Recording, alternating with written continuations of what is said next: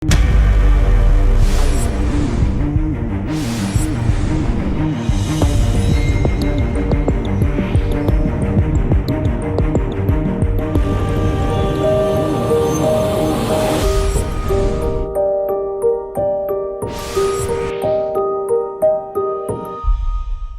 वालेकुम नाज़रीन, programme tax के साथ मैं अफजल यूबी। नाज़रीन, हुकूमत ने जो टैक्स अहदाफ रखे हैं 9,415 अरब रुपए का, ये किस तरह पूरा होगा?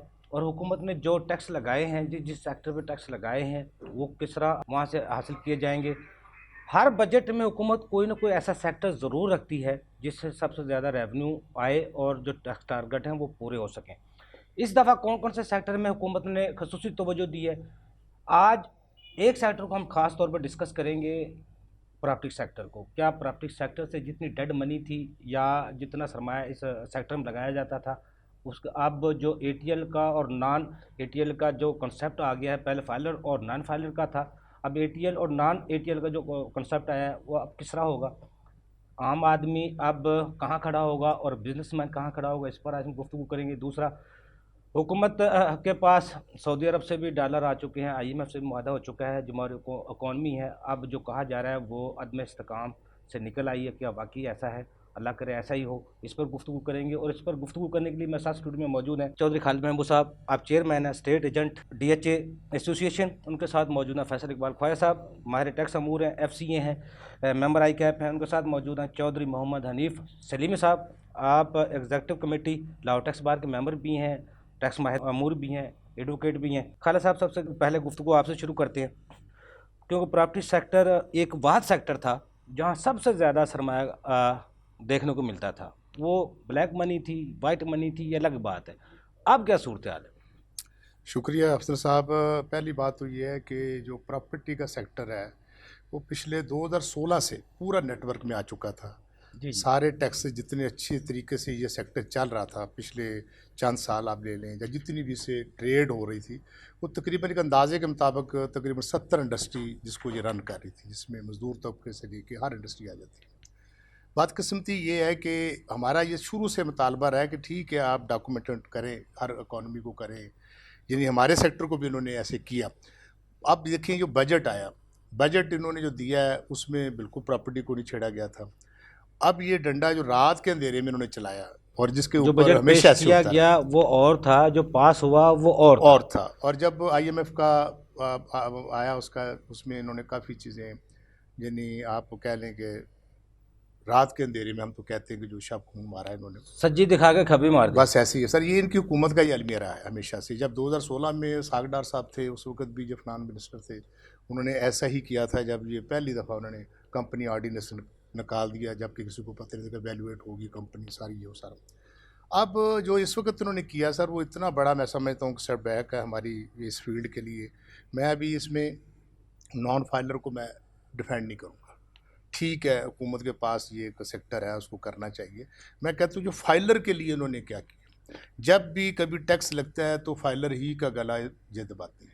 अब भी इन्होंने क्या किया है कि ये सेक्टर अच्छा भला चल रहा था, जिससे तमाम इंडस्ट्री एक रिवाइव हो रही थी, पैसा सर्कुलेट हो रहा था, एक अच्छी इकॉनमी चल रही थी। तो अब इस सेक्टर से इनको बहुत ज़्यादा रेवेन्यू जा रहा था।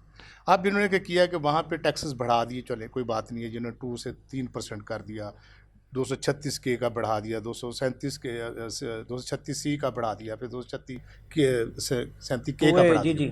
अब इससे हमें कोई इतराज़ नहीं, कोई बात नहीं कि कोई कलेक्शन करें, लेकिन अब इसके अंदर जो 7 नहीं डाला है, जी जी, ये पिछले 1 साल से अदालतों के अंदर था, पेश कर दिया था। जी, ये अदालतों के अंदर था, हाई कोर्ट में भी इसके ऊपर स्टे हुआ, पंजाब में भी इसके ऊपर हुआ, फिर सुप्रीम कोर्ट ने इसमें थोड़ा रिलीफ दिया, बल्कि उन्होंने कुछ आधा तीतर आधा बटेर कर दिया कि उसके ऊपर उन्होंने कहा कि जिन्होंने पिटीशन दायर की है उसको 0.5% कर दिए जाए। जी जी, जो इस रेट में शामिल नहीं है उनको ये एग्जाम्पशन नहीं है, ये भी जुल्म है। अब ये देखेंगे, एक दूसरे लफ्ज़ों में ये है कि जो 7 ही सबसे ज़्यादा, जो हमारे तबके के अंदर जो सबसे ज़्यादा परेशानी जो क्रिएट हो रही है ना सर, वो 7 ही के ऊपर है। अच्छा खालिद साहब, सर ये जो बजट आया है इसमें कोई प्रॉपर्टी आपके सेक्टर के लिए कंस्ट्रक्शन जिसको इंडस्ट्री का दर्जा भी दिया गया आपके सेक्टर को, इस बजट में कोई आपके लिए कोई मुफीदमंद चीज़ सामने आई है जिससे अब आम आदमी जो प्रॉपर्टी का जो कारोबार से मुंसलिक है या प्लाट लेता है, सेल करता है, अपना कारोबार चलाता है, उसके लिए कोई फ़ायदा है? सर जब देखें सर, जब ट्रेडिंग रुक जाएगी, जी जब इन्वेस्टर का आप गला घूंट देंगे, वो पैसा इधर से फ्लाई कर जाएगा, निकल जाएगा। पैसा क्या होता है, बाहर से जो वो आपके फॉरेन रेमिटेंस आती थी वो इसके अंदर लगती थी। हमने बड़ा अच्छा बजट में प्रपोजल दी, हुकूमत तक पहुँचाई कि हमारा जो ओवरसीज़ पाकिस्तानी है उसको आप एज ए फाइलर कंसिडर करें, ताकि उसको आप 236 की जो है उसके ऊपर ना लगे, क्योंकि वो ऑलरेडी टैक्स पेयर होता है वहाँ पे, ताकि पैसा पाकिस्तान में आए। हमारे फॉरेन रेमिटेंस पाकिस्तान में हुकूमत को भी चाहिए, हमारे सेक्टर में सबसे ज़्यादा पैसा लगता है वहाँ पे। जी तो उसका इन्होंने बजट में जो तो कर दिया, लेकिन बाद में उन्होंने दूसरा उसके ऊपर उसको भी ख़त्म कर दिया उन्होंने, क्योंकि जो एग्जाम्पशन उन्होंने दी बजट के अंदर, बाद में उन्होंने फौरी तौर पर उसको ख़त्म कर दिया। अब उससे ट्रेडिंग चलेगी तो सारे सेक्टर से पैसा आएगा तो काम चलेगा ना। तो मैं तो कहता हूँ कि सबसे बड़ा फॉरेन रेमिटेंस का जो एक शोबा हमारा रियल स्टेट का है, जो बाहर से पैसा आता है यहाँ सर्कुलेट होता है पैसा, और वो भी रोक गया, और क्योंकि वहाँ पे उनको कोई फैसिलिटी नहीं दी गई।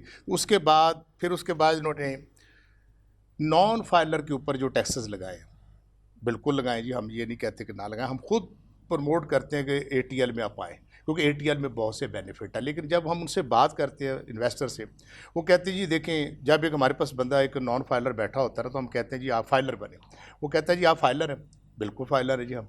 अच्छा, आप मुझे बताएं कि फाइलर में क्या आप एडवांटेज ले रहे हैं? क्या आपको हॉस्पिटल में कोई फ़ायदा है?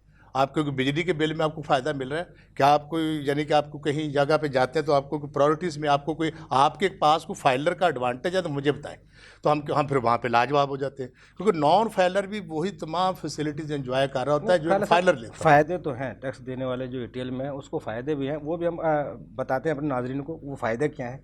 लेकिन फैसल इकबाल ख्वाजा साहब, जिस तरह अभी खाला साहब ने 7E का कहा, पिछले साल भी इस पर पूरे साल डिबेट होती रही, केस अदालतों में भी चलते रहे। अब जो इन्होंने तरमीम की हैं प्रॉपर्टी सेक्टर में, इनमें 7E में, दूसरे सेक्शन में 236C में 2A जिसको बनाया, इन सब का अब मामलात से ये करके आप समझते हैं अब जो एक बंदा अपना घर बना सकता है या अपना को ख़रीद सकता है, कुछ मामला चलेंगे अब इस पर? अज़ल यूबी साहब, सबसे जो इस्टॉनिशिंग चीज़ खालिद महमूद साहब ने भी बताई और मैं भी बताऊंगा कि बजट कुछ था, एक्ट कुछ है। बजट कुछ था, वो कुछ था, जी जी, एक्ट कुछ है। 215 अरब के टैक्स अब लगा दिए मुझे गए। बताएं, जी जब बजट आया इन्होंने कहा कि एक आदमी जो अपना घर कंस्ट्रक्ट करेगा उसको हम एक टैक्स क्रेडिट देंगे। जब ये बजट इन्होंने फ्लोट किया, को कि वो 10 लाख का था, टैक्सेबल इनकम में से मैक्सिमम 10 लाख का टैक्स क्रेडिट, और whichever of two is higher, उन्होंने एक टैक्स क्रेडिट की रकम वहाँ पे डाली थी। इसी तरह बिल्डर और डेवलपर के लिए उन्होंने कहा था कि मैक्सिमम उसे 50 लाख तक का टैक्स क्रेडिट मिलेगा अगेंस्ट टैक्स पेबल। ये दोनों की दोनों इन्होंने विड्रॉ कर ली एक्ट में, जो सहूलियात दी थी वो ख़त्म हो वो गई। एक्ट में विड्रॉ कर दी। फिर बड़ी खुशाइंद बात थी कि नॉन रेजिडेंट, क्योंकि वो एक्टिव टैक्स पेयर लिस्ट पे नहीं हो सकते, क्योंकि ज़ाहिर है वो बाहर रहते हैं। जी दे आर, ये वो कहते हैं ना, एलियंस टू द ऑर्डिनेंस, वो बाहर के मुल्क में है, उन्हें नेशनल टैक्स नंबर की ज़रूरत ही नहीं। इन्होंने कहा जी उनसे 236K नहीं लिया जाएगा, जी जी। वो भी ख़त्म कर दिया। अब किसने ये बजट बनाया था और ये किसने पास किया, ये दोनों बंदे जो हैं, दोनों में ज़हन में हम आंगी क्यों नहीं, ये सोचने वाली बात है। अब मसला ये है, यहाँ पे आपके इस चैनल की तवज्जो से ये मैं कह सकता हूँ कि बजट बनाया भी किसी ने है और पास भी किसी ने किया है। असेंबली में बैठे लोगों को तो ये पता ही नहीं है कि बजट है क्या। जी जी, ऐसे ही है। देखिए, इसहाक डार साहब ने बड़ी अच्छी एफर्ट्स की, आई मस्ट अप्रिशिएट। उन्होंने 10-12 रिलीफ मेजर्स डाले थे, जो पेश 10-12, किया गया था, जो जिसमें आईटी सेक्टर को उन्होंने प्रमोट किया था। उन्होंने कहा जी डेवलपर को उन्होंने एक फ़ायदा दिया, 236K का फ़ायदा दिया, यूथ को फ़ायदा दिया कि यूथ जो कारोबार में आएगी उसको हम फ़ायदा देंगे। ये तमाम चीज़ें विड्रॉ कर लेंगी। 1 अरब डॉलर के लिए 7 अरब डॉलर का नुकसान कर इसी लिया। तरह फॉरेन रिमिटेंस, जो एक बड़ी लॉन्ग डिमांड थी कि 50 लाख की रकम बड़ी कम है, उसको इन्होंने $1 लाख किया, लोग उसको भी खुशियां मना रहे थे, वो उसको भी जी वापस ले लिया। ठीक है जी। अब आ जाए आपके सवाल पे, जो 7E है, देखिए 7E was introduced last year with retrospective effect, पीछे से लगेगा। अब 7E में जब इन्होंने कहा लॉ पास किया तो इसमें कुछ एक्सेप्शंस थी। एक एक्सेप्शन ये थी कि आपका वो घर जिसमें आप रहते हैं वो हमेशा एग्जम्प्ट होगा, ठीक है। ठीक है, नंबर 2, एक दफ्तर जिसमें आप काम करते हैं वो उसमें भी एग्जाम होगा। 7E नहीं लगेगा। नंबर 3, एग्रीकल्चर प्रॉपर्टी जो आप सेल्फ ओन्ड है आपकी, जिसपे आप वाई बीजी कर रहे हैं और उस पे आप पंजाब गवर्नमेंट को एग्रीकल्चर टैक्स पे कर रहे हैं, वो भी 7E में नहीं आएगी। अगर उस पे कोई फार्म हाउस है तो फार्म हाउस पे 7E लगेगा। उसके बाद इन्होंने कहा कि जी ओवरऑल प्रॉपर्टी जिस बंदे की 2.5 करोड़ से ज़्यादा की नहीं है उस पे भी 7E नहीं लगेगा। नहीं लगेगा। अब ये केस के मुख्तलिफ कोर्टों में रीसेंट जजमेंट आई लाहौर हाई कोर्ट लाहौर की, शाही जमील खान साहब की, जस्टिस शाही जमील खान, उन्होंने 7E को ultra vires of the act declare कर दिया। उसमें उन्होंने 4 चीज़ें ली। एक चीज़ उन्होंने ये ली कि जी इन्होंने कुछ एक्सेप्शंस रखी थी कि शहीदों को जो मिली हाँ जी, प्रॉपर्टी 7ED उसको कहते हैं सेक्शन को, किसी सिविल सर्वेंट को कोई property during his tenure of service मिली, ये सारी एग्जम्पशन देना डिस्क्रिमिनेटरी इन नेचर है। ठीक है, इसलिए इनको ये लॉ को रीवैम्प करना चाहिए, दोबारा लिखना चाहिए। ये डिस्क्रिमिनेशन नहीं चलेगी, लगेगी तो ये सबको लगेगी, वरना इम्तियाजी सलूक नहीं। इम्तियाजी सलूक नहीं। जी जी, दूसरा उन्होंने इसमें ये कहा कि ये वेल टैक्स है, ये इनकम बन ही नहीं सकती। इसको प्रॉपर्टी को क्लब करें और इसके ऊपर सीवीटी ले लें, कैपिटल वैल्यू टैक्स ले लें, 7E नहीं लग सकता इससे। इन्होंने इसको कहा ये ultra vires of the act है और इसको ख़त्म कर दिया।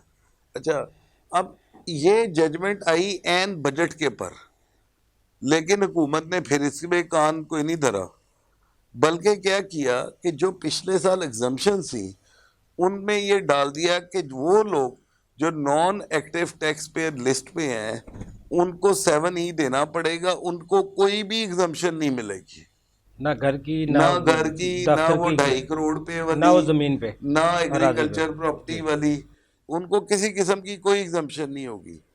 अब बात यह है, इसमें बहुत सारी ऐसी प्रॉपर्टीज हैं जो इनहेरिटेंस में मिलती हैं, बहुत सारी प्रॉपर्टीज ऐसी हैं जो गिफ्ट होती हैं।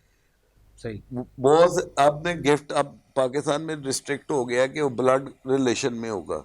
अब जो आदमी गिफ्ट कर रहा होगा वो लाजमी उसने टैक्स रकम में से उसको गिफ्ट किया होगा, ठीक है। अब बात ये है कि ये थॉट कहाँ से आया? ऑर्डिनेंस में तो ये है ही नहीं था। ऑर्डिनेंस में तो 7E की बात ही कोई नहीं थी। जब जब ये ऑर्डिनेंस आया there was no 7E there. जी जी। देयर अच्छा, फैसल साहब, मैं इन्होंने जी, देखिए मेरी बात मुकम्मल हो ब्रेक का लेकर यहाँ से आपकी गुफ्तगू को जारी रखेंगे, लेकिन छोटा सा कमर्शियल ब्रेक, हमारे साथ रहिएगा।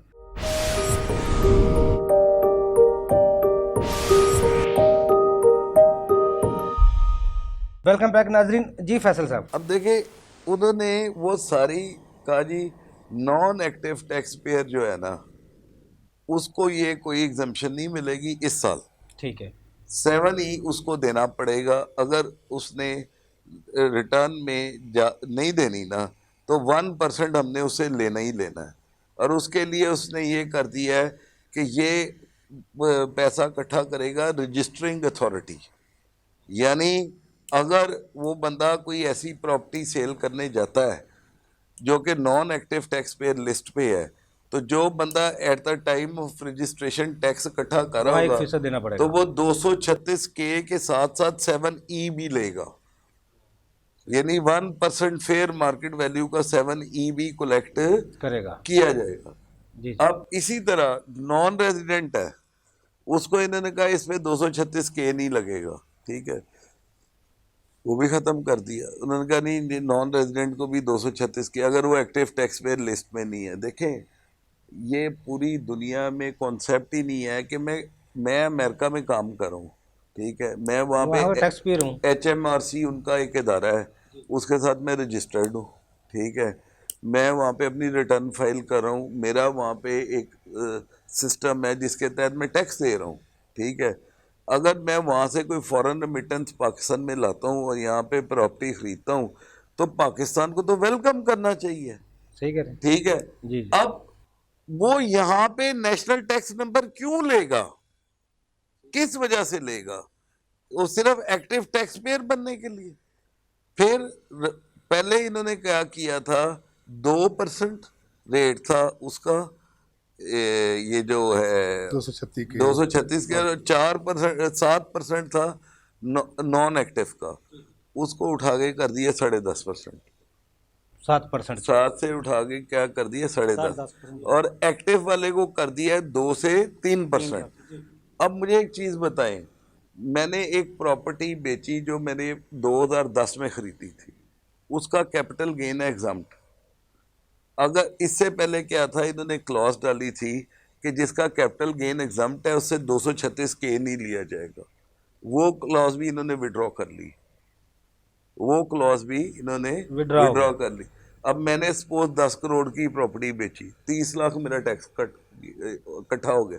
अब वो 30 लाख का जो रिफंड जब मैं FBR से लेने जाऊंगा, क्या वो आजकल के इस सिनेरियो में मुझे रिफंड देंगे वो पैसे? मुमकिन नहीं है। वो तो मुझे यहाँ से पकड़ के कोई 2-3 और टैक्स लगा देंगे। ज़ाहिर बात है, ऑडिट खोल देंगे, बहुत कुछ खुल जाता है। ऑडिट क्या, उनके पास 10 तरीके, 10 बहाने हैं। तो बेसिकली जिसका कैपिटल गेन एग्जाम्प्ट है उससे तो 236 के लेना ही नहीं चाहिए अगर वो एक्टिव टैक्स पेयर लिस्ट पे है। ठीक है, इसी तरह हमारा उन्होंने अब डेवलपर को एक और उन्होंने हिट मारी, उन्होंने कहा ये एडवांस टैक्स देगा। डेवलपर जो 10th शेड्यूल में उनके रेट्स है ना प्रॉपर्टी डेवलपर्स के, और वो सारे के सारे रेट्स वैसे ही रहेंगे, और लेकिन वो जो टैक्स देंगे ना वो 4 हिस्सों में, जैसे एडवांस टैक्स बाकी लोगों से कलेक्ट होता है वही इनसे भी होगा। इससे पहले उन पे 147 लागू नहीं था। अच्छा, ये भी ऑर्डिनेंस में कहीं नहीं लिखा था, ये भी ऑर्डिनेंस में कहीं पे भी लिखा नहीं था। इन्होंने लागे हमारे सर पे, ये थोड़ा हमारा एक्ट में, यानी एक्ट अप्रूव करने जा रहे हो। देखो, जब ऑर्डिनेंस आता है ना उसके बाद आप एक अनॉमली कमेटी बनाते हो, अनॉमली कमेटी में डिस्कशंस होती हैं, डिस्कशंस के बाद वो एक्ट बनता है। और ऑर्डिनेंस में जो चीज़ आपने दी ही नहीं, वो स्टेक होल्डर्स के दरमियान डिस्कस ही नहीं हुई, सही कह रहे हैं। उसको आपने एक्ट बना दिया। यानी आप ऑर्डिनेंस में ये सब कुछ देते, ठीक है, उसके बाद डिफरेंट फोरम्स थे, चैम्बर थे कॉमर्स के, उसके बाद टैक्स बार्स थी, चार्टर्ड अकाउंटेंट्स थे, ये जाके हुकूमत से बात करते कि भाई ये टैक्स होना चाहिए, ये नहीं होना चाहिए।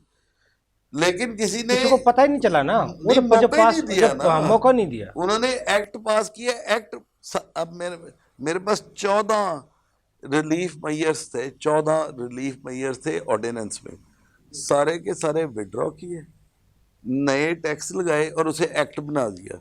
वो एक्ट जो डिस्कस ही नहीं हुआ, यानी किसी स्टेक होल्डर को बताया ही नहीं। फर्स्ट शेड्यूल में जो मेजर चेंज इन्होंने की कि 40 लाख रुपया अगर आप इनकम कमा रहे हैं ना साल की, तो आपको 35% टैक्स देना पड़ेगा। ओ अल्लाह का वास्ता है यार, पाकिस्तान में जो बंदा 3 लाख रुपया महीना कमा रहा है या 4 लाख रुपया, वो मुश्किल से अपने खर्चे पूरे कर रहा है। सही कह रहे हैं। आप उसका रेट 20% से उठाते हुए 35% पे ले गए हैं। 20% से उठा के उसका रेट कहाँ पे ले गए आप? 35% पे।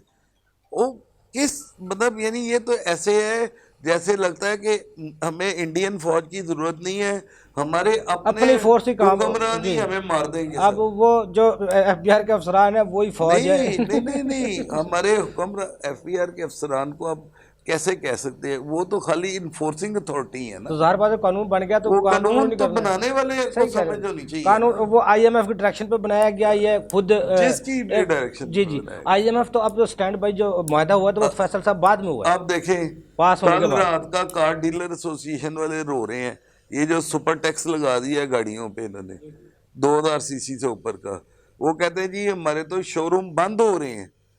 अब 2000 सीसी से ऊपर जो गाड़ी है उस पे एक्टिव टैक्स पेयर को 10% और नॉन एक्टिव टैक्स पेयर को 20% सुपर टैक्स लगा दिया। यानी एक आदमी ने अगर फॉर्च्यूनर खरीदा है 2 करोड़ का तो उसको 40 लाख टैक्स साथ देना पड़ेगा। अब बात सवाल ये है, चलो वो अमीर आदमी है, उन्हें टैक्स देना है, लेकिन ये जो इकोनॉमी, ये इतने बड़े शोरूम खुले हुए हैं, ये जो सारे लोग मजदूर काम कर रहे हैं, अब कितने लोग हैं जो इसको अफोर्ड कर सकेंगे?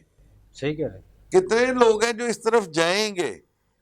देखें हम क्या करें, मेरी जो हुकूमत से लड़ाई है वो सिर्फ ये है, ब्रॉडनिंग ऑफ टैक्स बेस पे हमने कोई एक मैयर एक भी मैयर कोई नहीं लिया। एक सही कह मैयर रहे इस बजट में नहीं लिया, सही कह रहे हैं। जबकि हमने एग्जिस्टिंग टैक्स पेयर को मार के रख दिया कि मतलब तुम जाओ जहन्नम में, हमें तो टैक्स चाहिए। सही, और सिर्फ आपने सप्लाईज पे 1% रेट बढ़ा दिया, आपने वो सर्विसेज पे 1% रेट बढ़ा दिया। जहाँ जहाँ 153 के रेट थे, 233 के रेट थे, 148 के रेट थे, उनमें उन्होंने क्या किया है, परसेंटेज बढ़ा दी और नॉन एक्टिव वालों को डबल कर दिया। डबल कर दिया। सही कह रहे हैं। अच्छा चौधरी हनीफ साहब, अभी खाला साहब ने पहले एक बात की थी, जो टैक्स पेयर है उसको क्या फ़ायदा है, वो टैक्स देता है उसको फ़ायदा क्या है? क्योंकि फ़ायदा तो है, बहुत सारे फ़ायदे, जैसे अब एयरटेल की बात हो रही है, जिनके परसेंट 7% से 10.5% पे चला गया, 3% से 10.5% दे रहा है। फ़ायदे तो बहुत सारे हैं, बिजली के बिलों में फ़ायदा है, एजुकेशन, लेकिन उनको तो नहीं फ्री मिलती है एजुकेशन, लेकिन गरीब को जो मिल रही है फ्री एजुकेशन वो टैक्स पेयर की वजह से मिल रही है। हॉस्पिटल में जो सहूलियात मिल रही हैं गरीब को, वो टैक्स पेयर के पैसे की वजह से मिल रही है। दूसरे फ़ायदे हैं वो मुझसे आप बेहतर बता सकते हैं। दूसरा, IMF से भी अब पैसे माहिदा हो गया है, सऊदी अरब से भी डॉलर आ गए हैं। जो मुआशी अदम इस्तेकाम था, अब कहा जा रहा है मुआशी इस्तेकाम आ गया है। क्या समझते हैं आप? बिस्मिल्लाहिर्रहमानिर्रहीम। अफजल यूबी साहब, थैंक यू, आपने हमें मौका दिया। सर, आपको फैसल साहब भी फरमा रहे थे, जैसा खाला साहब ने फरमाया, बात यह है कि हमारी जो एग्जिस्टिंग टैक्स पेयर्स हैं उन्हीं के ऊपर बोझ बढ़ता जा रहा है, और ये जो बेनिफिट्स हैं सिर्फ एक्टिव और नॉन एक्टिव की हद तक, जब फाइलर नॉन फाइलर की हद तक तो ठीक है, लेकिन उसके बाद जो बार बार उन्हीं को नोटिस, उन्हीं की ऑडिट, फिर चलो पहले ये था कि भाई एक बार ऑडिट होगा, 3 साल बाद फिर ऑडिट होगा, अब वो भी हर साल ऑडिट हो सकता है। वो इस तरीके से डिपार्टमेंट जो है ना टैक्स पेयर्स को निचोड़ है ना, उसकी जो कैपेसिटी है वर्किंग की, पेइंग की, वो खून तो निचोड़ चुकी है, खून की हड्डियों से भी मवाद निकाल लिया गया। अच्छा, इसके बाद अब साथ जो नॉन टैक्स पेयर है वो फिर भी बेनिफिट ले रहे हैं, वो टैक्स पेयर से ज़्यादा बेनिफिट ले रहे हैं। उसको जब भी किसी किस्म की कोई कॉल होती है, नोटिस आता है 2 साल 4 साल 5 साल बाद, वो बार्गेनिंग करके उठ के घर आ जाते हैं। उसकी हद तक ये आप समझते हैं जो करप्शन है उसकी वजह से वो बचे हुए हैं। बचे हुए हैं भाई। जब तक ये ब्रॉडनिंग नहीं होगी, सारे नेटवर्क में टैक्स नेटवर्क में नहीं आएंगे, उस वक्त तक ये चीज़ें हमारी बेटर नहीं होंगी।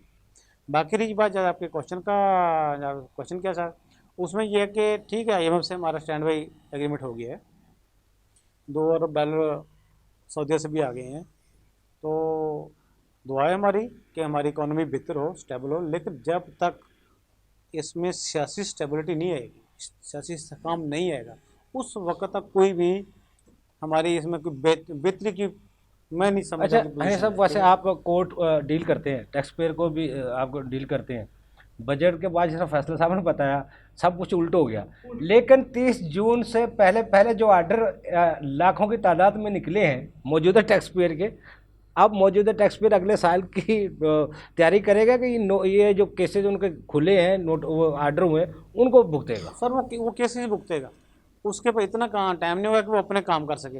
वो जो नोटिस जो केसेज इन्हीं की लिटिगेशन में उलझा रहेगा वो। तो अब सिस्टम किस तरह चलेगा आप समझते हैं? फिर मुआशी इस्तेकाम कहाँ से कैसे आएगा? मुमकिन किस तरह? सबसे ये है कि एक तो कहते हैं टैक्स फैसिलिटेशन, एक सिंपल टैक्सेशन सिस्टम है। अभी भी अगर आप देखो हमारी तकरीबन इनडायरेक्ट टैक्सेशन तकरीबन अराउंड 90% है, इनडायरेक्ट टैक्सेशन 90% है, डायरेक्ट टैक्सेशन जो हमारी मैक्सिमम 10% कंसिडर हो रही है। बात ये, जब तक हम एक ईजी एक टैक्स कलेक्शन का प्रोसीजर नहीं लेके आएंगे, आवाम को फैसिलिटेट नहीं करेंगे, उसको मेंटली रिलैक्स नहीं करेंगे, तो इस उस वक्त तक ये चीज़ें बेहतर नहीं हो सकती। नहीं साहब, वैसे आप टैक्स बार मेम्बरान को, तो टैक्स बार में आपके प्रोग्राम्स होते हैं, सेमिनार वर्कशॉप्स होती हैं, टैक्स पेयर को जो मौजूद टैक्स प्रैक्टिशनर है वो तो चीज़ों को समझता है, लेकिन जो आम आदमी, हमारा लिटरेसी रेट भी 70% भी नहीं है और 50% भी नहीं है, उससे भी कम है, लेकिन फिर वो लोग जिनको टैक्स नेट में है ही नहीं है, जिनको पता ही नहीं है, उनको किस तरह हम अवेयरनेस किस तरह दे सकते हैं, किस तरह मुमकिन है? आप टैक्स नेटवर्क में है ही नहीं है। एक तो आप उसको, एक जो टैक्स नेटवर्क है उसकी बात सुने। अभी रिसेंटली जो 30 जून क्लोज हुआ ऑडिट हुआ, एक टैक्स पेयर उसके प्रोफाइल में तो उसका सेल नंबर भी नहीं है, उसका ईमेल आईडी भी नहीं। ऑनलाइन नोटिस सर्व होता है 5 दिन के टाइम पीरियड पे कंप्लायंस के लिए, 5 दिन बाद उसका ऑर्डर उसका ऑर्डर होकर बैंक से पैसे निकाल लिए जाते हैं। ऑर्डर आ जाता है, तो वो ऑर्डर उसके डिलीवर हो जाता है, उसको नोटिस डिलीवर नहीं होते। जी जी, नोटिस उससे भी आगे है नोट, वो अगर ऑनलाइन जवाब भी दाखिल करवाते वो पढ़ना नहीं वो होगा। पढ़ना नहीं है। फिर अभी ये अक्सर मेरे साथ ऐसे हुई है, 176 का नोटिस दिया, उसकी मैंने एक्सप्लेनेशन डाल दी, उसके बाद उसने रिसेंटली 111 का नोटिस दिया, उसने जो मेरी पहली एक्सप्लेनेशन है अगेंस्ट 176 की उसको बिल्कुल देखना गवारा ही नहीं किया। 111 का नोटिस किया, उसको ठीक 5 दिन बाद 121 का ऑर्डर करके टैक्स कर दिया। अब ये वो लोग हैं जो टैक्स नेटवर्क में कुछ खोनो जानते हैं, जो बिल्कुल लेमे ना, हमारा जो सेटअप है जो इसका लिटरेसी का वो आपको सामने है। अभी मौजूदा हालात में हनीफ साहब जैसे खौफ की फ़ज़ा है, हर तरफ हुकूमत अब जाएगी, केयर टेकर आएंगे, इलेक्शन होंगे कि नहीं होंगे, सारी सूरत हाल में एक टैक्स पेयर भी सफ़र कर रहा है, ये अल्लाह टैक्स बेहतर जानता प्रैक्टिशनर होंगे या भी नहीं सफ़र होंगे। कर रहा है। अब ये बजट 4 माह का रहता है या आगे बजट नया आता है, ये 30 सितंबर रिटर्न की आखिरी तारीख होगी, सारी गोमगो की सूरत हाल में किस तरह निकला अब जाएगा? ये बहुत अनसर्टेनिटी पैदा हुई, इसमें एक टाइम लगेगा, लेकिन बात बेसिक वही आ गई, जब तक हमारी लॉन्ग टर्म पॉलिसी नहीं बनेगी। जी जी, हमारी पॉलिसी में शॉर्ट टर्म, तो जैसे खालिसा ने फरमाया कि जनाब अंधेरे में जनाब शबखून मारना, ठीक है। देखो अगर एक मुझे हमें प्लान दिया गया, एक आवाम को पॉलिसी एक लॉन्ग टर्म दी गई है, उसके ऊपर इम्प्लीमेंटेशन हो, हमें पता भी अगले साल क्या ना, उससे अगले साल हम उस एक पॉलिसी पे चल रहे हैं। हमें ये तक इस साल अभी एक नोटिफिकेशन आया, जब हुकूमत 2 पूरे दिन 5 साल नहीं करती तो पॉलिसी किस तरह 5 साल चल सकती है? चल सकती है। तो यही सर, यही सारे असबाब हैं अनसर्टेनिटी के, ठीक है। तो जब तक ये हमारे मुल्क में सियासी इस्तेकाम, उसके साथ साथ ये लॉन्ग टर्म पॉलिसीज़, यानी कि आप समझते हैं मुआशी जो इस्तेकाम का जब नारा देखने को मिल रहा है वो सर नारे की हद तक, नामुमकिन है, सर नारे की हद तक है। जब तक सियासी इस्तेकाम नहीं आएगा मुमकिन नहीं है। सर आप ब्रिटिश पार्लियामेंट को देख लें, इंग्लैंड में इंतशार क्यों है? उन्होंने 2 साल में कितने प्राइम मिनिस्टर बदले? इंतशार क्यों है कि पॉलिसीज नहीं है। हर आदमी अपनी, इसके अगेंस्ट आप रशिया चले जाएं, चाइना चले जाएं, उन्होंने तीसरी टर्म के लिए उन्हीं लोगों को तुर्की को चुना देख है। ले, इस्लामी मुल्क को भी देख ले। तुर्की को ले जी, लें जी। सर, देखिए comparison apple to apple comparison होता है। इस वक्त जितना इंतशार बरतानिया में आप सोच नहीं सकते। मैं आपको ये बावसूख राय से बता रहा हूँ, हालांकि वो टॉप 10 मुल्क है, ठीक तरक्की है। याफ्ता मुमालिक में शामिल है। वहाँ पे क्या है कि हर रोज एक पॉलिसी बनती और बदली जा रही। इंतशार क्यों है? अब मार्गरेट थैचर का जो दौर था, ठीक है, उसमें बरतानिया में कोई बंदा हिल के दिखाता, सही कह रहे हैं। ठीक है।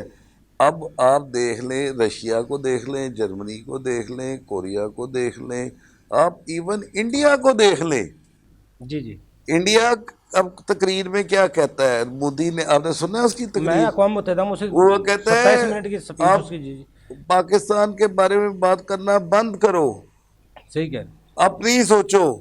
वो तो अपने इंतशार से खत्म हो रहा है। तो उसने ये भी तो कहा सऊदी अरब जितने तेल बेचता है अच्छा, उसके बराबर उसका आईटी है, आप उससे ज़्यादा। मुझे बताएं कि अब इस मुल्क में जब तक हम इकोनॉमिक स्टेबिलिटी कैसे ला सकते हैं, पहले हमें पॉलिटिकल स्टेबिलिटी लानी पड़ेगी। चाहिए, सही है। अच्छा खालिद महमूद चौधरी साहब, ब्रेक से जाने से पहले आपकी तरफ सवाल छोड़ रहा हूँ। अब आपको जो सेक्टर है वो किस तरह स्टेबल होगा, किस तरह लोग अब फिर वो जिस तरह पूरी उम्मीद एक झरना था जो चल रहा था तरक्की की तरफ गामना था, सबसे ज़्यादा टैक्स भी आपके सेक्टर से हुकूमत को आता था, अब वो किस तरह मुमकिन है? लेकिन ब्रेक से बाद नाज़रीन छोटा सा कमर्शियल ब्रेक, हमारे साथ रहिएगा।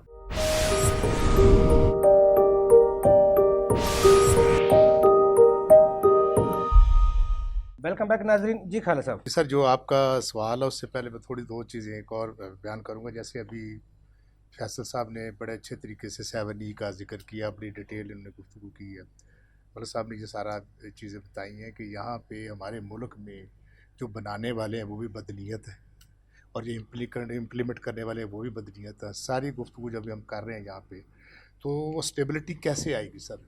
जब आप शॉर्ट टर्म मनसूबे बनाएंगे तो उससे तो कभी मुल्क नहीं चलते सर।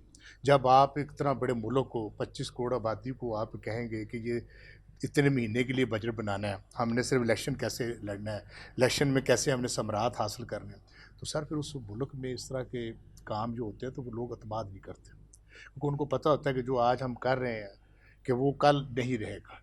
क्योंकि जब तक आप किसी को कोई ट्रैक नहीं देंगे और उसमें कोई इस तरह के मनसूबे नहीं लेके आएंगे, उसमें कोई रिफॉर्म्स नहीं लेके आएंगे, तो वो किस तरह आप टैक्स पेयर बढ़ा सकते हैं? पहली बात तो ये। जी जी मेरी बात हो रही थी, मैं फिर वहीं पे आऊँगा जी जी कि टैक्स पेयर जो है उसको क्या बेनिफिट है, वो क्यों टैक्स पेयर बने। पहली बात तो ये, जो टैक्स पेयर है उसको पता है कि जितने टैक्सेस लगते हैं वो टैक्स पेयर के ऊपर आते हैं। जो ATL होल्डर है उसी को रगड़ा दिया जाता है। तो जो नॉन फाइलर है वो ठीक है, आपकी बात सही है कि वो इसलिए नहीं आएगा, उसको पता है कि यार जब भी कोई टैक्स आता है, जैसे 7E है जिसके पास प्रॉपर्टीज़ पड़ी हुई है, अब उसके ऊपर आपका रेंटल एक दूसरे आपको रेंट पे करना है, जी आपने उसके ऊपर सालाना रेंट पे करना है, क्योंकि वो तो उसके नेटवर्क में आ चुका है, उसकी तो वेल स्टेट में वहाँ पे जा चुकी है, तो वो तो बेचारा मारा गया ना रातों रात। सही तो है। बात वही फैसल साहब की, जब मलिक साहब की, कि यार जब तक आप किसी स्टेक होल्डर को नहीं लेंगे, यानी वो टैक्स जो आप लगाने जा रहे हैं उसको आपने उस एजेंडे में रखा ही नहीं है, क्योंकि आप चाहते नहीं है कि उसके ऊपर डिबेट हो, आप चाहते नहीं कि उसके ऊपर कोई रिफॉर्म आ सके।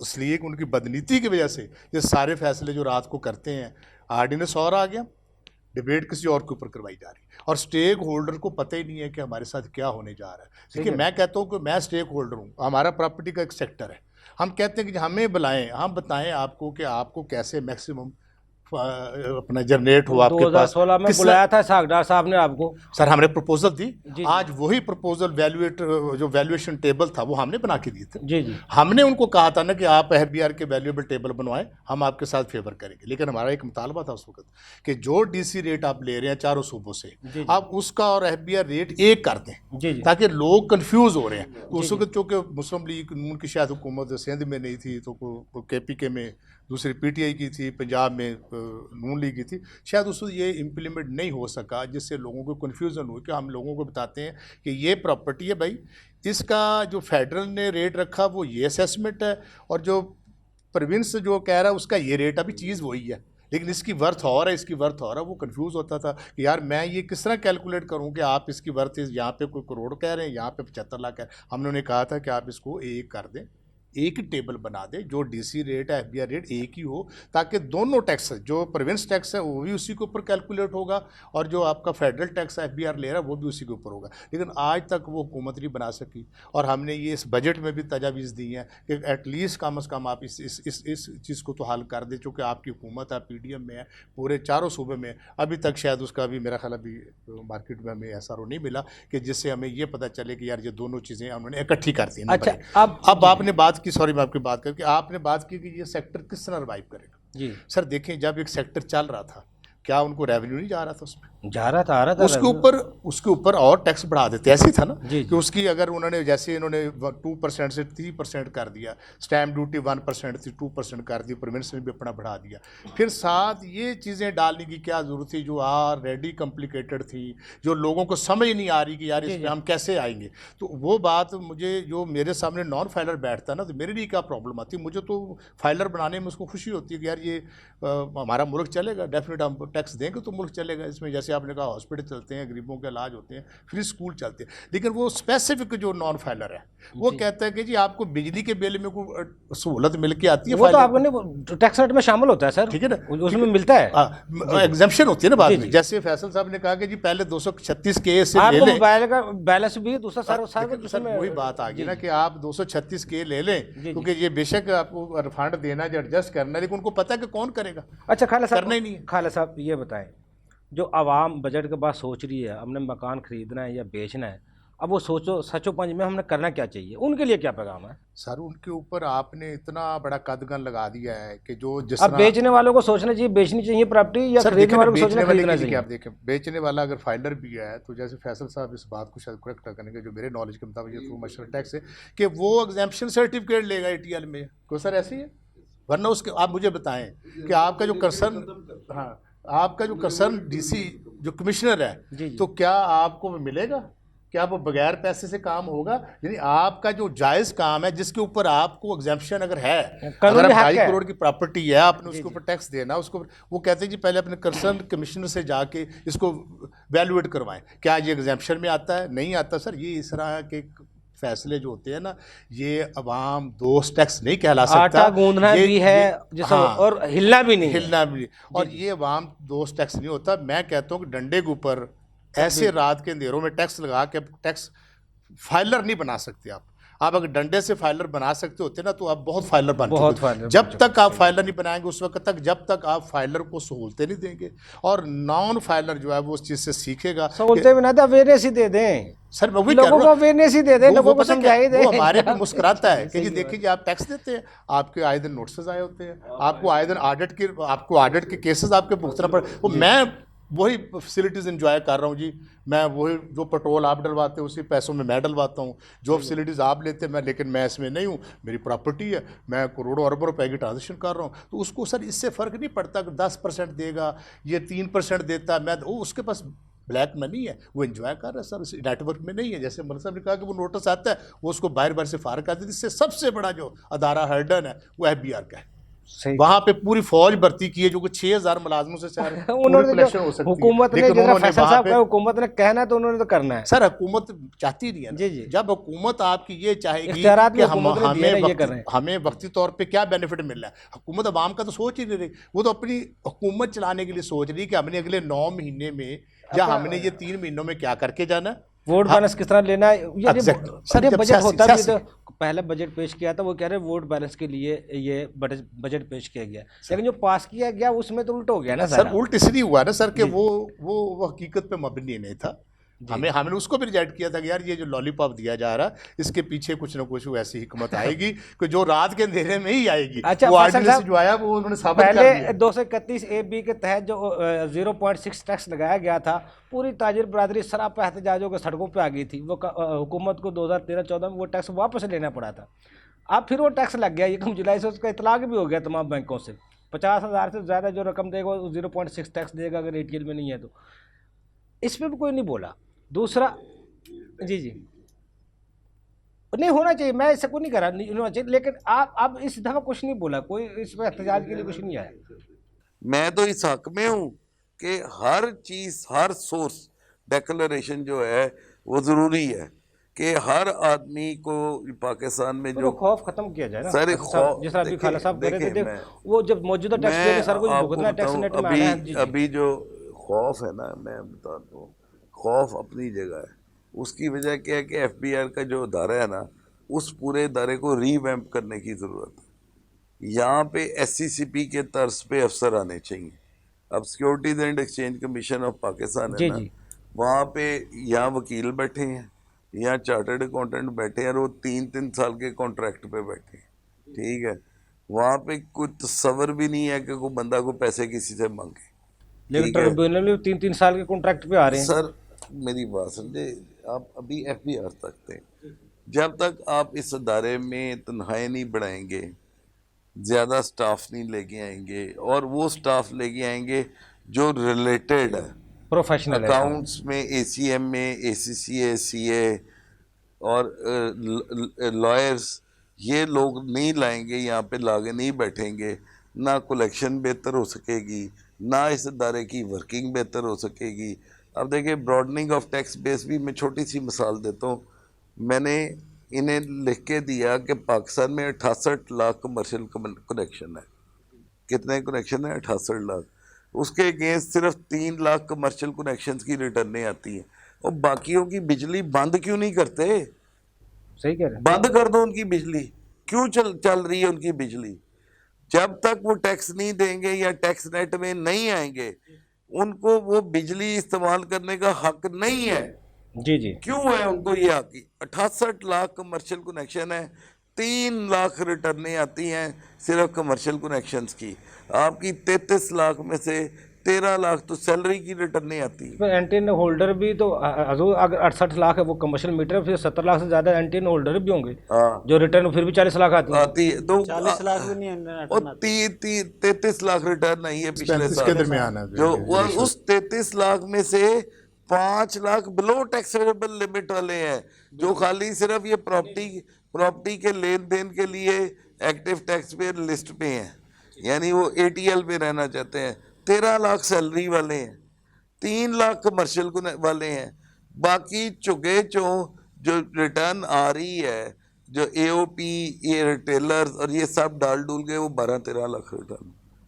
आप मुझे बताएं, यहाँ शुरू हो जाए उसमें शालमी 10 लाख तो वो यहाँ रिटर्न है जो शालमी 5,000 से- टैक्स देते हैं। शालमी से शुरू हो जाए, जी जी। इधर आप चले जाएं, ये क्या है, ग्वाल मंडी चले जाएं, इधर चले जाएं, आप बरांदर रोड चले, लिबर्टी मार्केट, जितनी बड़ी यूनियंस हैं यार, हर बिजली के बिल में आप इनको टैक्स लगाएं, टैक्स बेस को बढ़ाएं, बजाय कि एग्जिस्टिंग टैक्स पेयर को मारने पे आप लगे हुए हैं।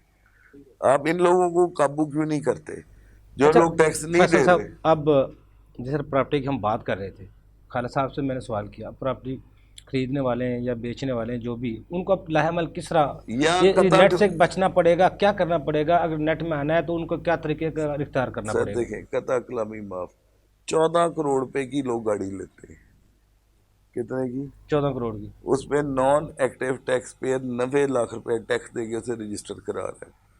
उस उल्लू के पट्टे को ये क्यों नहीं पूछते, सॉरी मैं नॉन पार्लियामेंट्री लैंग्वेज यूज कर रहा हूँ, ये 1 करोड़ टैक्स लेके खामोश हो जाते हैं, उससे ये क्यों नहीं पूछते ये 14 करोड़ पे आया कहाँ से आया?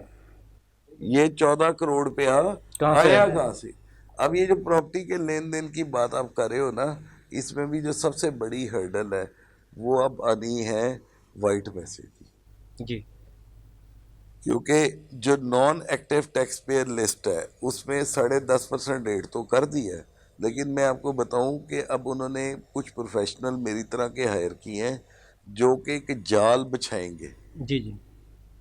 वो जाल क्या बिछेगा कि जितने non active tax payer list tax कटवा रहे हैं उनकी ये लिस्टें मुरतब होती जाएंगी और फिर उनसे सोर्स के बारे में पूछा जाएगा। ठीक है, सिर्फ और सिर्फ तरीका यही है कि अब हमें अपनी इकोनॉमी को डॉक्यूमेंट करना पड़ेगा और इसमें पैसे का जो है ना सोर्स वाइट आना अब पड़ेगा। 75A के तहत जैसे उन्होंने कहा 50 लाख से ज़्यादा रकम अगर लेन देन जायदाद करनी है Purchaser- वो बैंकिंग के जरिए करें, अदरवाइज तो आप फिर वो नहीं करेंगे। कर सकेंगे दोबारा। वो परचेजर कल को उसे बेचेगा ना तो उसकी कॉस्ट 50 लाख ही कंसिडर होगी और ऊपर का गेन का उसे टैक्स देना पड़ेगा। पहले पर्ची सिस्टम चलता था मंडियों में, पर्ची के ऊपर सारा लेन देन होता था, अब रजिस्ट्री के बजाय पर्ची सिस्टम भी दोबारा तो नहीं चल जाएगा? सर ये तो मतलब देखेंगे, ये प्रॉपर्टी का लेन देन जो है ना इसमें मेरा नहीं ख्याल ये पर्ची सिस्टम चले। नहीं वो चल नहीं सकता, पॉसिबल नहीं है। चल- हाँ चल- उसमें जो हमारा स्टाम्प पे लिखवा लिया, सर, ले लीजिए। हाँ, जी इसमें जो सबसे जो था ना, जो एक हमारा आपकी इन्वेस्टर जो फाइलें बिकती हैं हजूर खालिद सर साहब, उसको भी जी, जी। लेके आ रहे हैं वो, लेकिन पता है क्या सर, बात वही आ गई जी। कि वो सिंसियर नहीं है। जैसे बात की कि गाड़ी अगर उन्होंने ली है तो उसको आप नेटवर्क में ला सकते हैं, आप करोड़ रुपया टैक्स लेके चुप हो जाते हैं। क्या इनके पास पहले डाटा नहीं था? जो नॉन फाइलर प्रॉपर्टीज ले रहे हैं कि इनको फाइलर बनाने का वहाँ पे चांसेस नहीं था?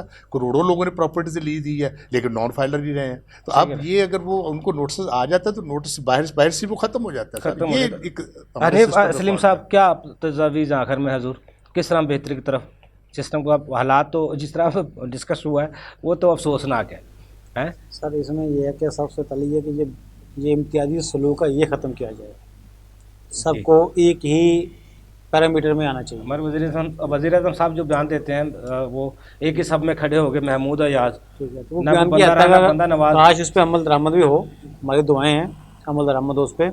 सारे नेटवर्क में इम्तियाजी सलूक ख़त्म किया जाए। उसके बाद ये है कि अवाम दोस्त पॉलिसीज़ आएंगे, अवाम को अप्रिशिएट किया जाए, उनको टैक्स नेटवर्क में आने के लिए कुछ मुख्तलिफ़ किस्म की इवेंट्स का इंतज़ाम किया जाए, उनको कोई बेनिफिट दिए जाएँ, ख़ासतौर पर जो नए टैक्स फाइलर्स बनते हैं। फिर जैसे टैक्स लिमिट्स भी, अगर जिसने इस साल भी टैक्स पे किया है उसको बेनिफिट कौन से हैं। इसमें ख़ासतौर पर अगर कार्ड इशू हो जाते हैं जिसमें इसकी आपकी हेल्थ फैसिलिटीज़ हैं, एजुकेशन फैसिलिटी हैं, ये लिमिट में जो टैक्स पे कर रहे हैं उनको वो कार्ड इशू किया जाए। उसके बाद उसको इन प्रोफेशन इसमें अदारों में, हॉस्पिटल्स हो गए, एजुकेशन हो गए, एयरपोर्ट्स हो गए, मगर वो ट्रैवल करना चाहते हैं, वो कार्ड्स वहाँ पे दिखाया जाए, उसके बेस को उसको प्रायोरिटी पे। जिस तरह बैंक में एक अगर वो 60 साल से ऊपर ज्यादा है, बुजुर्ग आदमी, सीनियर सिटीजन Senior है, citizen उसको लाइन में नहीं लगना पड़ता, वो पहले कंप्लीट कर लिए थे। जी जी। इस किस्म में अगर थोड़ी सी को अगर पॉलिसीज इंट्रोड्यूस कराई जाए तो आवाम को क्रेडिट मिले, टैक्स पेयर क्रेडिट मिले, बच्चों के सामने खुशी तो मैं अपने खुशी बच्चों के मिलेगा। सामने मैं टैक्स अदा करता हूं, तो जो ये इसकी वजह से हमें ये मुझे सहूलत ये मिल रही बेनिफिट्स है। मिल रहे हैं, मुझे रिस्पेक्ट मिल रही है। हनीफ सलीम साहब आपको बहुत शुक्रिया, फैसल इकबाल ख्वाजा साहब आपको बहुत शुक्रिया, चौधरी खालिद महमूद साहब आपको बहुत शुक्रिया। नाज़रीन, हमारे एक्सपर्ट का आपने गुफ्तगू सुनी, सिर्फ अपने हिम्मत और नीयत और ये पॉलिसी है इनको दुरुस्त करने की ज़रूरत है। मंजिल पाना कोई मुश्किल नहीं है, लेकिन मंजिल का तयन करना ज़रूरी है। अगर हम अपनी मंजिल का तयन कर लेंगे, हमने ये करना है, तो हर चीज़ मुमकिन है। टैक्स आएगा तो पाकिस्तान तरक्की करेगा। टैक्स लेने के लिए हुकूमत को वो आवाम को एतमाद के साथ वो सहूलियात भी फराहम करनी होंगी, जिसका वो बार बार जिक्र करते हैं। हमारा टैक्स का पैसा वो कहाँ जाता है, किस पे लगता है, वो हुकूमत को एतमाद में लेना चाहिए आवाम को। अगले प्रोग्राम तक के लिए अफजल यूबी को इजाज़त दीजिए। अल्लाह हाफ़िज़। पाकिस्तान जिंदाबाद।